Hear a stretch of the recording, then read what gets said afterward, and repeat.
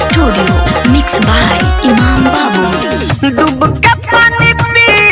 ले माजा कुबेली ले माजा कुबेली ले डूब के पानी पी ले माजा कुबेली देखी डाहे मुहेला ए सखी रे जब जब भत्तार हमारा छुएला यारवा के लार छुएला हाय हाय जब जब भत्तार हमारा छुएला यारवा के लार छुएला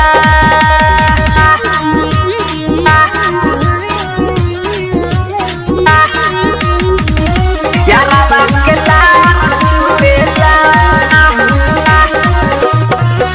जब जब भत्तार हमारा छुएला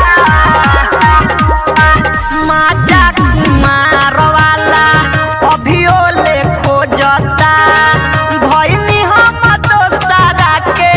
धन हो जाई दिक्कत बतिया कहिले साचे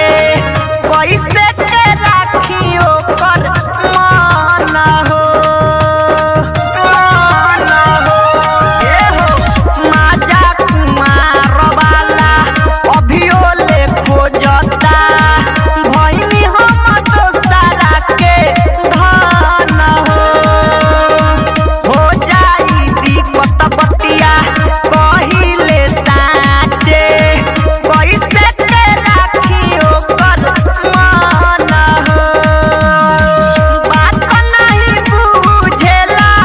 हमारा से जुझेला एके बतिया दुहेला ए सखी रे जब जब भत्तार